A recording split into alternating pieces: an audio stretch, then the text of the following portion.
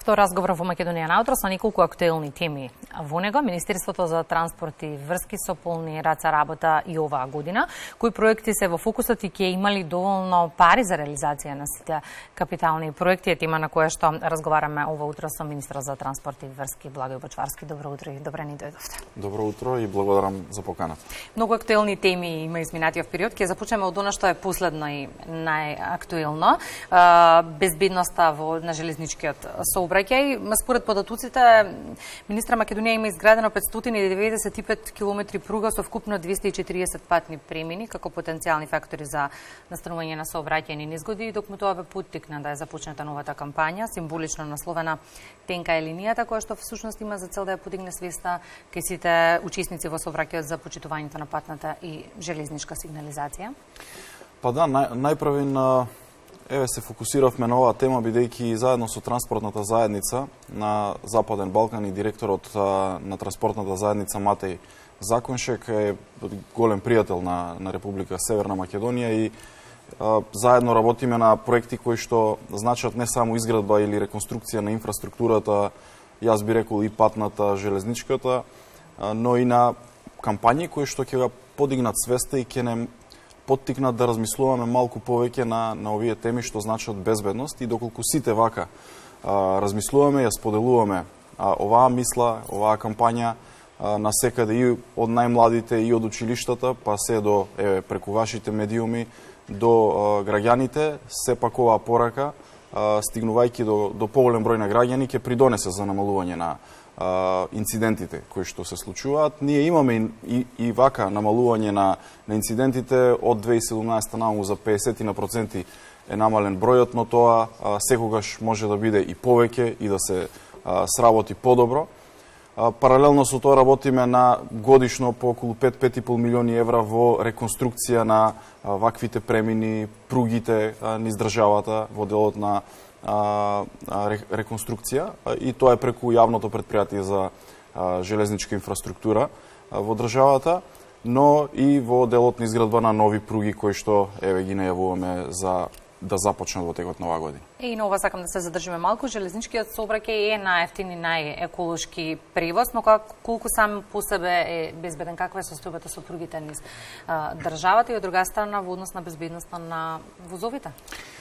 Па како што кажевте вие на почетокот во вашето излагање дека имаме околу 600 километри железничка пруга, ние веќе ја завршивме и пругата од Битола до Кременица, до границата со Република Грција и тоа е втората железничка пруга која што после долги години веќе е завршена и ќе биде ставена во функција, со тоа што останува последниот чекор од целата постапка, тоа е техничкиот прием, односно неколку институции, Министерството за транспорт заедно со други институции да излезе на терен да направат увид во делот на изграденото и реконструираното и да се стави во функција и оваа пруга. Но паралелно со тоа и во финална постапка сме на процедурата за избор на изведувачи на првата и втората делница од коридорот 8. Тоа е нешто кое што долги години се зборува, долги години се дискутира, но еве сега завршуваат постапките и процедурите, тоа е некаде инвестиција од околу 200 милиони евра, дополнително разгранување на нашата железничка инфраструктура и една реконструкција на коридорот 10 од Неготино до Ногаевци, кое што би започнала исто така оваа година. Така што ние продолжуваме со фокусот на реконструкции, со цел да го развиеме железничкиот сообраќај дополнително. Тоа е еколошки исправен за користење, заради тоа што железничките пруги, посебно оние кои што се електрифицирани, значат поздрава и почиста животна средина. Се обидуваме и во овие турбулентни времења, прво во ковид кризата, кога беше намален превозот на патници, да го одржиме во живот сообраќајот и тоа го правевме со поддршка до Македонски железници транспорт. А секако и во овој период кога енергетската криза веќе го зеде својот замав, каде што фактурите и сметките за струја пак се енормно покачија и тоа беше уште еден удар за ова предпријатие, бевме овде и тука дадовме поддршка, со што предпријатието продолжува и веќе ги вративме и оние мерки за бесплатен превоз на повеќе категории на граѓани. Но состојбата со предпријатието години наназад е во центарот на медиумската јавност. Според последните податоци, најголем должник со години, според извештајот на Министерството за финансии, деновиве на сметката лигна уште 2,3 милиони евра, чинам државни пари. Колку пари должи предпријатието во моментов и има ли излез за оваа состојба актуелно? Тоа беше една од повеќето поддршки кои што ги даваме кон ова предпријатие со цел да опстои во ова тешко време, бидејќи оваа инфраструктура е критична инфраструктура, која што треба да ја одржиме, но и сообраќајот да го одржиме.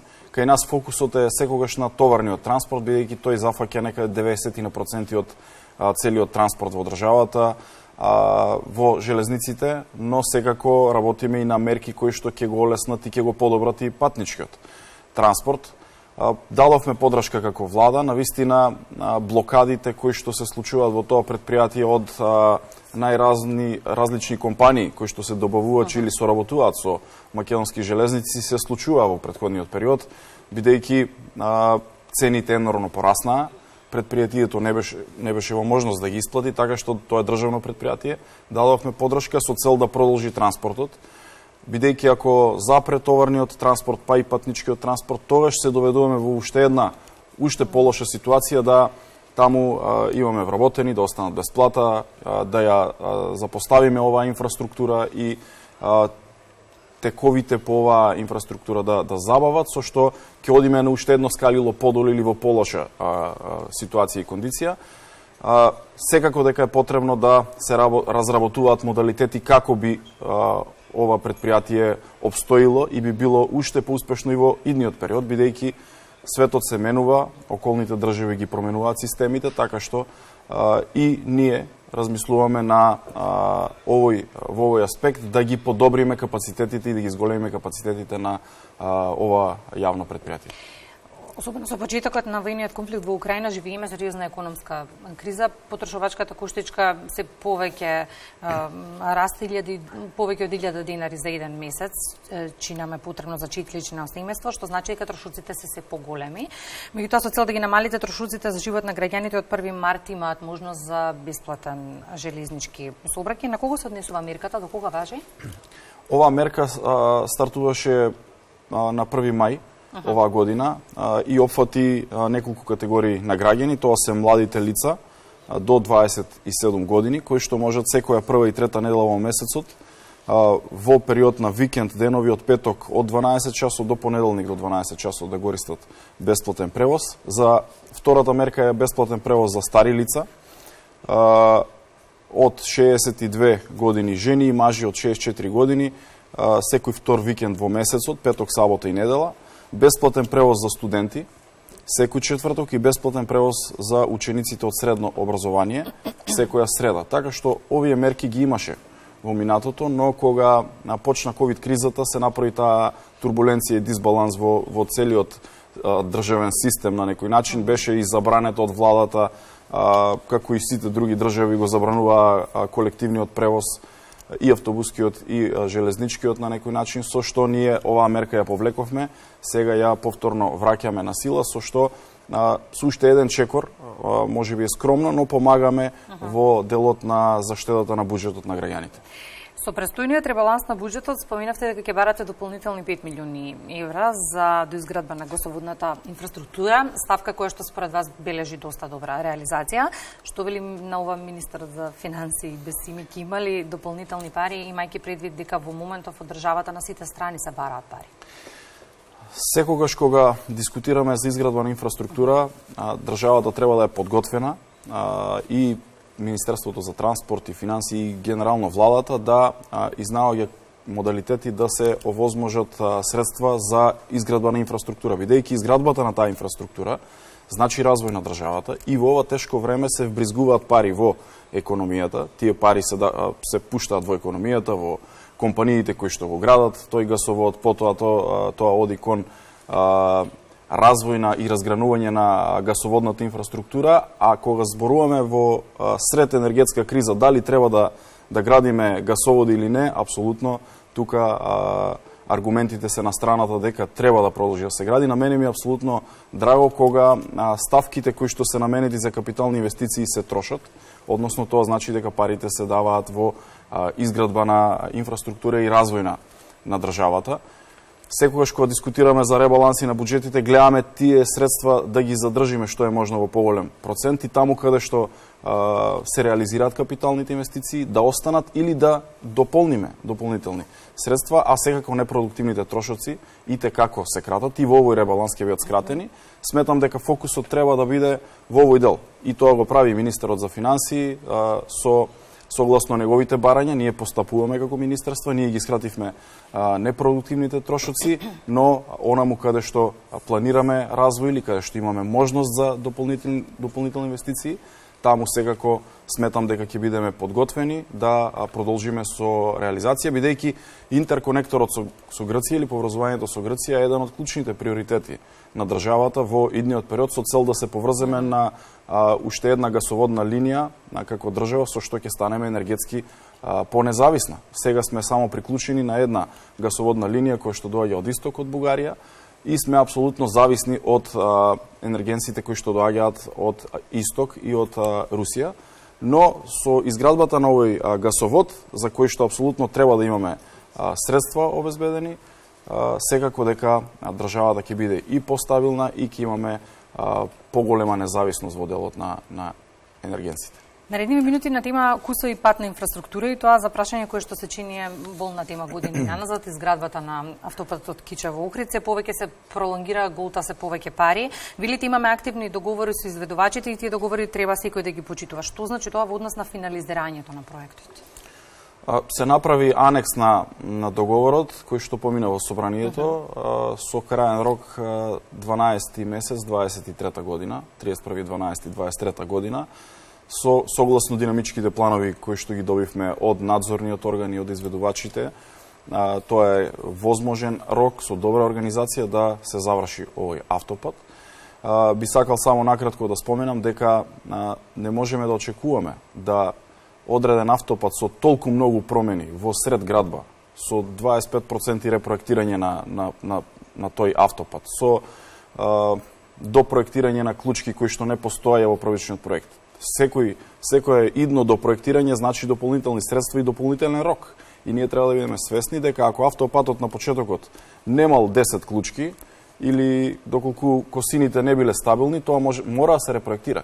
И тоа бара дополнителни средства. И ако на почетокот чинел реализација 400 милиони евра, денеска чини 600 милиони евра, тоа мора да се вгради во асфалти, во бетони, во ископи на земја. Јас го споменував секогаш тој аргумент дека првичниот проект предвидувал дека треба да се ископа 10 милиони метри кубни земја за тој автопат, за да се стабилизираат косините. После репроектирањето излегуваат уште 12 милиони метри кубни земја за да тој автопат биде ставен во функција. Не смееме ние да дозволиме како држава да пуштиме автопат кој што секојдневно ќе ни се случуваат одрони, тоа не е стабилен автопат и не може така да функционира. И заради тоа работиме да ги одглавиме сите овие прашања. Се јавуваат и дополнителни експроприации, имаме постојани координации, 70 нови проекти се решени во Министерството за транспорт и врски во однос на овој автопат. И денеска на терен има механизација, се работи. Прашањата кои што се јавуваат брзо ги отклонуваме, работиме апсолутно во насока на решавање на сите прашања кои што се јавуваат таму. И јас го знам револтот на граѓаните и јас сум исто толку револтиран како и сите граѓани кои што се револтирани.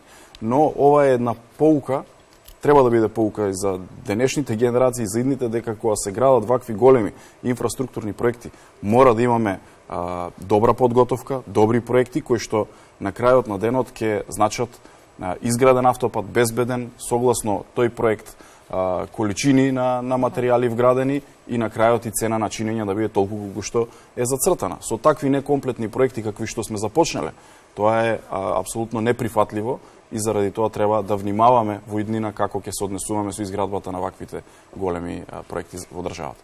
Кои други патишта бараат рехабилитација во моментов и ќе има пари и за нив? Во моментот се случуваат сите овие турбуленции на пазарот со погодени од оваа криза кое што имаме со војната во Украина, каде што цените енормно растат и на железото, и на битуменот за кој што се користи за асфалтирање, и на цементото, на бетоните, на сите материјали кои што се вградуваат.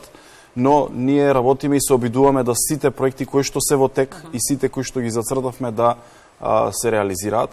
Во моментот градиме 3 експресни патни правци, четвртиот го завршивме, тоа е Штип-Радовиш, пред рокот беше завршен и веќе функционира, се одвива сообраќајот по него, исклучително важен за источниот и југоисточниот дел од државата, со санирање на голем број на црни точки.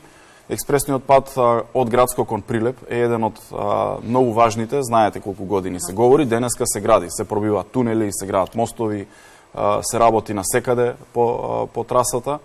Експресниот пат Ранковце-Крива Паланка е еден од дел од коридорот 8 на источната страна, исто така и таму во две делници се работи, така што на мене ми е драго дека и во овој сериозен период, исклучително турбулентен, наоѓаме начини, можности да со добра координација ги движиме сите проекти кои што се отпочнати и наскоро ќе започнеме со рехабилитација на 5 нови патни правци кои што се при крај со евалуација со избор на изведувачи. Очекувам дека во текот на ова лето тоа се исклучително важни патни правци и патот Струга-Ќафасан, и патниот правец Битола-Меджитлија, и патниот правец Скопје-Блаце, кои што се патни правци кои што водат до гранични премини. Тоа се постоечките патни правци кои што се работи на рехабилитација. Автопатот Скопје-Блаце исто така, првата делница се гради, втората треба да биде распишан на тендерот и повикот втората половина на оваа година. И секако програмите кои што ги имаме преку јавното претпријатие за одржување на магистрални и регионални патишта, преку програмата во транспорт за локални патишта помагаме на многу општини. Во моментот се работи во 40 општини, некаде 80 проекти кои што даваат поддршка на општините низ целата држава. Многу отворени проекти, тоа значи дека ќе имаме поводи за следни средби во периодот кој доаѓа. Благодарам за гостувањето. Во секој време, благодарам на поканата.